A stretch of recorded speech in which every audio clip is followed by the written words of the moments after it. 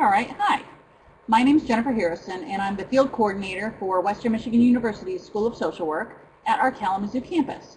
I'm going to be talking to you today in our recorded webinar about Intern Placement Tracking, or IPT, for field instructors. IPT is a web-based software system that allows for communication between field instructors, field students, faculty liaisons, and our field team. It's also the most widely used field education software package in the United States and was actually designed by a software designer whose spouse is the field coordinator at Brigham Young University. So it's specifically for our purposes.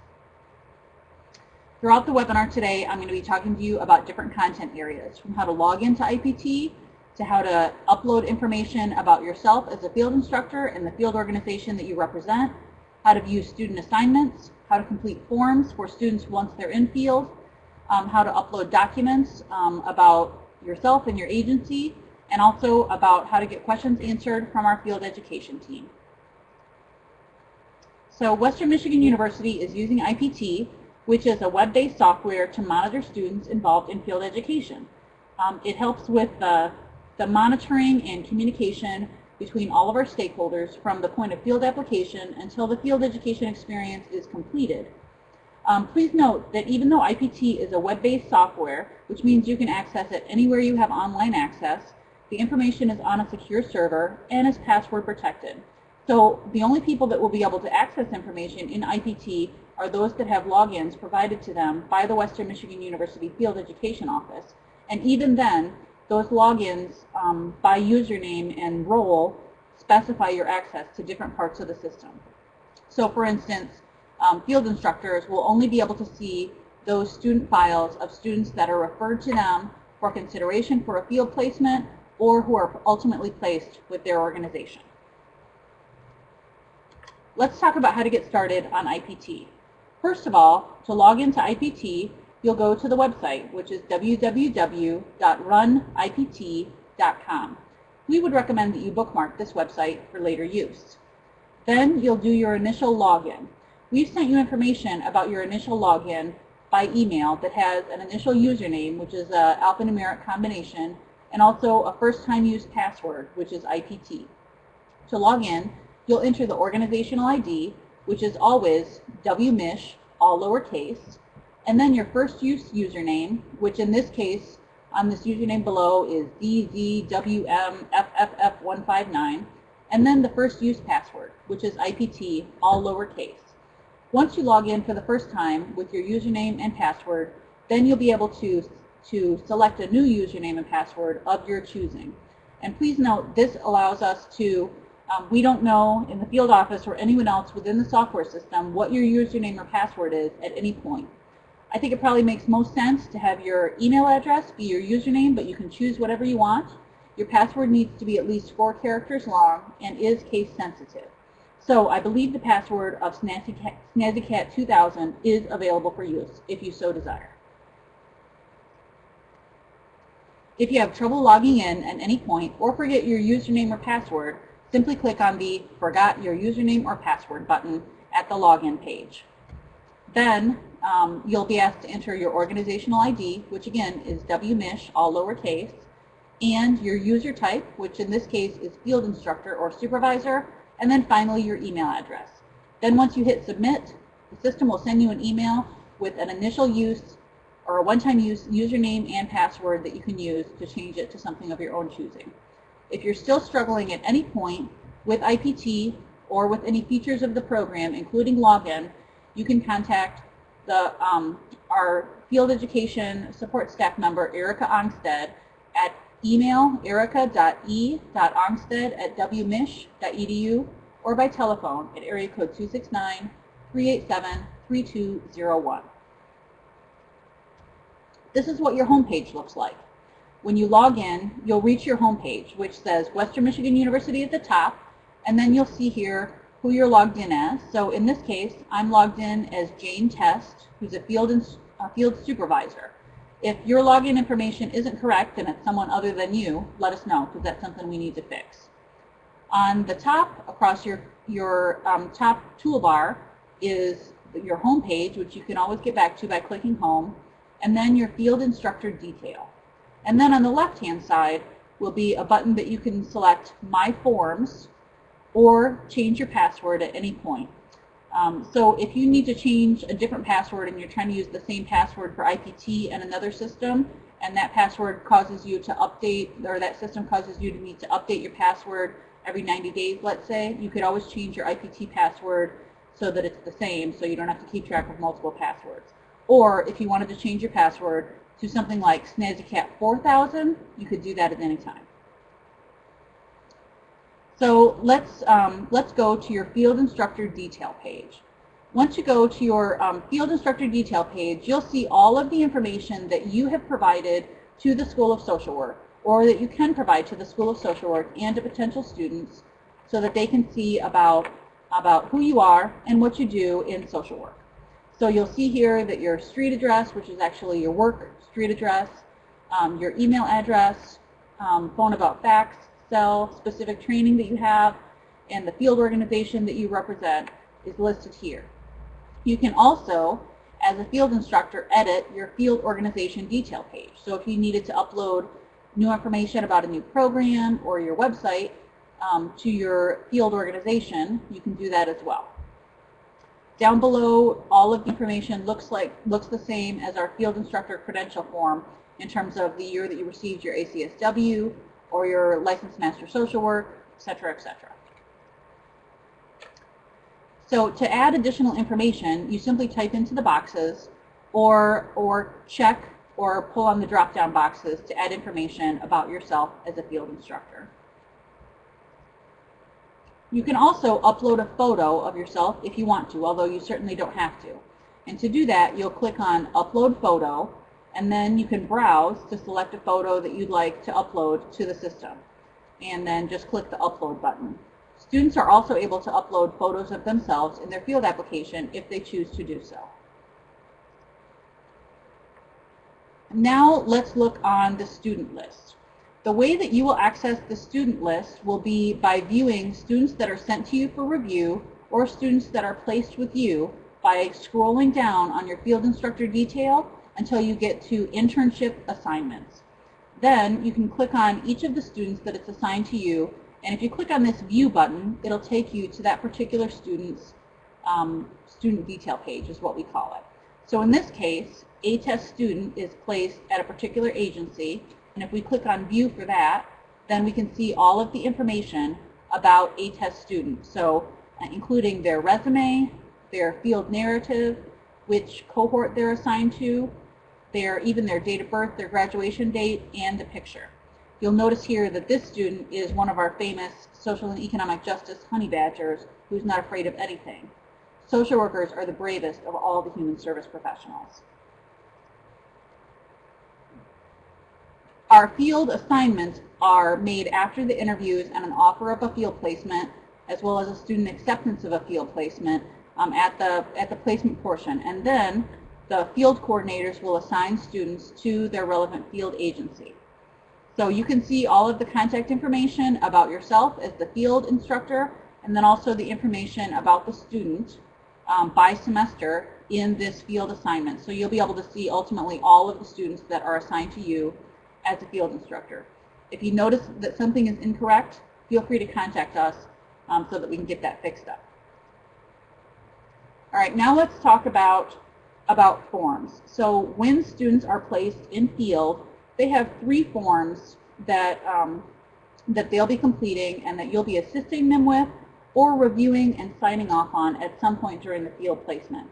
So to access forms, you go to your home page and click on the button that says My Forms. The forms that field instructors will either complete or review are the time log, the safety and orientation checklist, the development of the learning contract, and will also complete the learning contract evaluation. The handy thing about My Forms is that you'll see in this parentheses that there's a 1 in parentheses, and that means that the field instructor has 1 form that is ready for their review or signature. Obviously, if it says 5, then you have 5 forms ready for your review or signature. Let's talk about some of the different forms once students are placed in field. Again, I want to emphasize that these forms are student-driven forms, so they will begin them and complete the vast majority of the forms, but then you will help you will both review and then have some sign-off capability with these forms. Let's first talk about the time log. The student will enter information about themselves and about the semester that they're completing the time log. And then to add time to the time log, they'll click on this plus button. So then that'll allow them to add a new day in field. They'll put in the date that they were in field, the competencies that they were, competencies that they were working on that day. So in this case, this student was working on competency number 1, professional social work, and competency number 3, critical thinking. Then the student will add this edit button, and they'll type in some of the activities that they did on a given day. So in this day, the student was completing the orientation and safety training at their field agency. They'll enter the start and stop time in 24-hour time format, and then the system will auto-calculate the hours that they completed on that particular session and their total number of hours as a running total. They can do the same thing on the second line, and it'll keep the running total. You see this field instructor initial line. So at your login, this field instructor initial line will be a hot link. So you'll be able to add in every week or two. We'd like you to do in the same way that you're coordinating with time cards, if you need to sign off on those, that every week or two you go in and sign off on your students' hours to verify that these are the accurate hours that your student completed. There's a couple of nice things about this time log.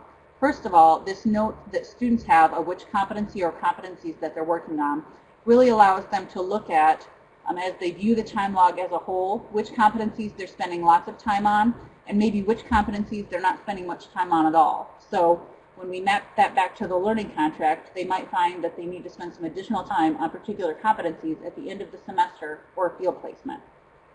One of the nice things about this task and activity list is, as you know, after the first few weeks in field, when students are primarily shadowing their field instructor or someone else or completing initial orientation and training, they start to do increasingly independent activities.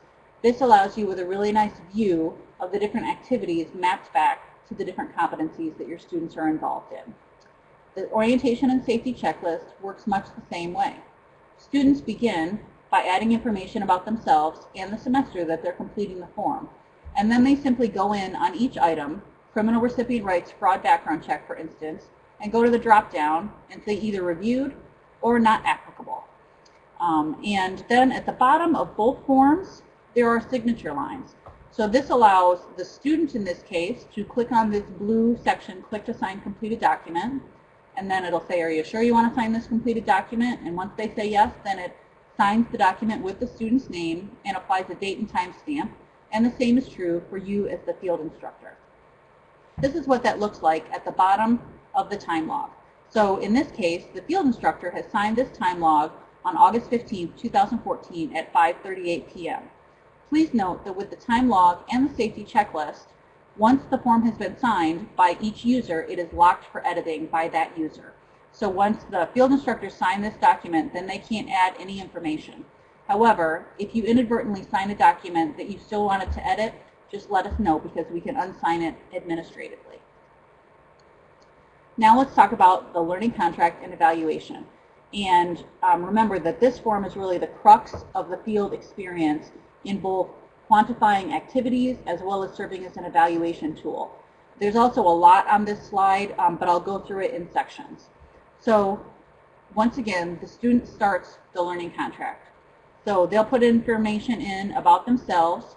They'll also select their cohort. There are different learning contracts for ESW and MSW Foundation students, and then also for MSW IP concentration students and MSW PP&A concentration students. This is a new feature. Remember, we used to have the same learning contract with all 41 practice behaviors for all of our students, and what we've done is to design as a faculty advanced practice competencies or advanced practice behaviors to go under the 10 competencies for our concentration students so that we're clearly taking up the skill expectation and the practice behavior expectations in the concentration year. So once students select the appropriate cohort, then they'll be able to, then the learning contract that's appropriate for them will autofill. You'll see here under competency number 1, identify as a professional social worker and conduct oneself accordingly, that there are a series of practice behaviors on the left-hand side.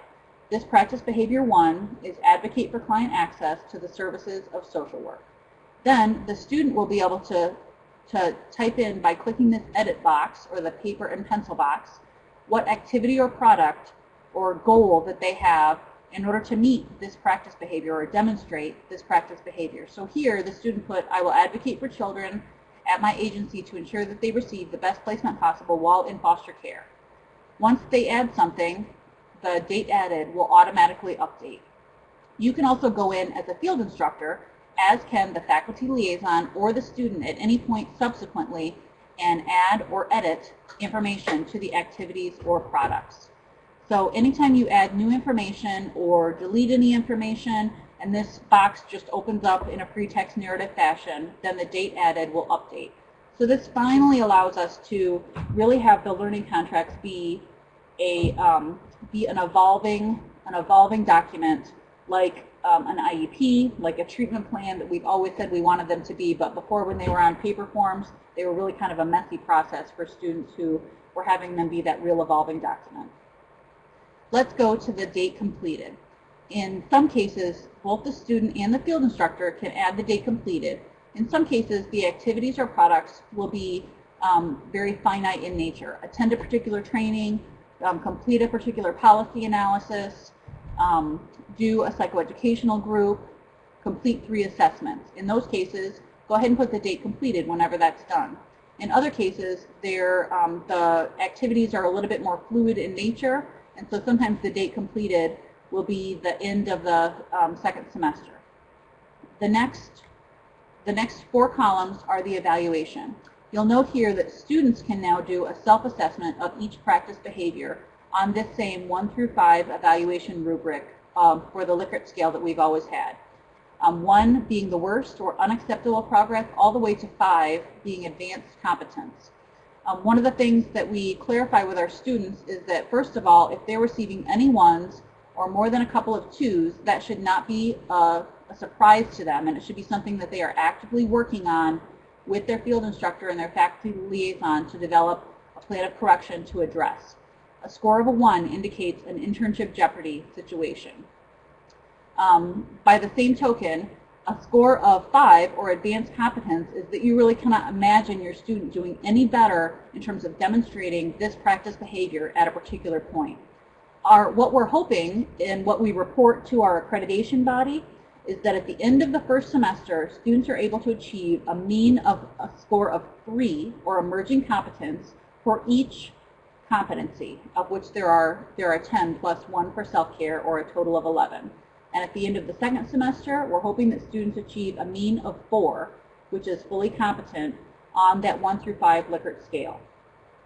So for our really high achieving or grade focused students, it's important that we remind them that a 3 is not a C and a 4 is not a B. A 3 is right where we expect and hope them to be at the end of the first semester. By the same token, if students are achieving a score of all 5s at the end of the first semester, indicating advanced competence, that's wonderful, but what I'm going to be saying as a faculty member, if I'm working with that student, is that's fine, you're at the advanced competence level, so I need to see something else in terms of activities or products in each of the practice behaviors that you received a score of 5 for, because clearly you can kick it up a notch and work on even more advanced activities or products in the second semester. Another change that we have made in the learning contract based upon field instructor feedback to us is that we have asked that at the end of the first semester, students be evaluated on at least 50% of their practice behaviors. So in the case of foundation and BSW students, which have 43 total practice behaviors, we ask that they be evaluated on at least 22 of those. In the case of concentration students, which have 14 different practice behaviors, we ask that they be evaluated on at least 7 of those practice behaviors at the end of the first semester. And then each practice behavior at the end of the second semester, even if they've already been evaluated on the first semester. This allows you to have a little bit more flexibility, because I know that sometimes when you're designing learning activities and then you get to the first semester evaluation, it really feels like you've just gotten started or haven't had a chance to do solid work on particular activities. So this gives you that flexibility to defer the evaluation on some of your practice behaviors. Similar to the safety and orientation checklist and the time log, there are signature lines like there are in the other two forms at the bottom. In the case of the learning contract and evaluation, there are signature lines at 4 different points for all of the stakeholders involved: the student, the primary, and in some cases secondary field instructor, and the faculty liaison. Just another note about the evaluation, like in our existing paper field learning contracts, there's a place under each competency for field instructors to write a narrative about how students are doing for each semester under each competency, so you can still do that same more personalized feedback for students. So like the other forms, you click on, the student clicks on the learning contract signature, and at the beginning of the first semester, or at about halfway through the first semester, when the learning contract has a good solid first draft, at the first semester evaluation point, at the beginning of the second semester, and then the final one at the end of the second semester evaluation point. And then that applies a date and time stamp with the signature. You as the field instructor will also sign off on the learning contract when you have a solid draft after you finish the first semester evaluation, at the beginning of second semester, and at the end of second semester. Unlike the time log and safety and orientation checklist, the first 3 signature lines by all of the stakeholders do not lock the form for that person to provide future edits. Only the second semester evaluation locks the form so that it can go in the student's portfolio, but the rest of the time you can make as many edits as you need at any point during the field placement. Uploading documents. So you'll be uploading your resume, information about your license and degree to IPT unless we've already done that for you. And to do that, and similar to what the students do, when you see at the bottom of your field instructor detail page, there's attached copies of your resume, your certification and license, your social work degree. You'll simply click on the paper and pencil icon, and that'll take you to a Manage Uploaded Documents page. Then you can browse in your computer and upload files that you want to. Just another note about those uploaded documents is that the system has a lot of capacity for us to put placeholders in for a variety of documents that can be customized or uploaded. So say for instance, we wanted each of our students to, in the IP concentration track, to upload a process recording or a client contract. Then they could do that within the IPT system if you wanted them to, and if the faculty liaisons wanted them to. So just be aware that there's lots of room for flexibility and for making the system more customized.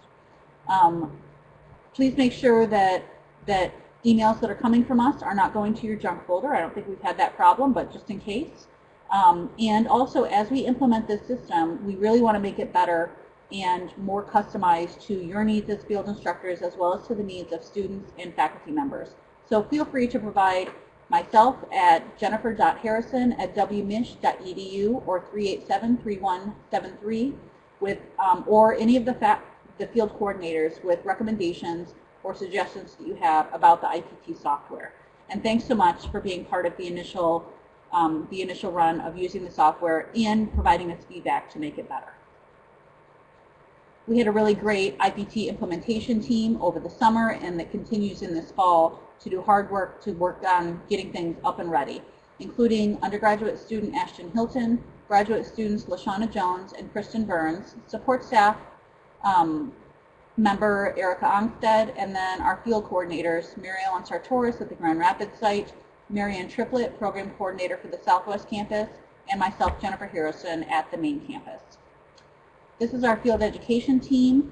We want to be available to you to be useful and ornamental, as well as ornamental for anything that you need involving field education, intern placement tracking, or what are the upcoming box scores of the Tigers. Thanks so much for listening, and have a great day.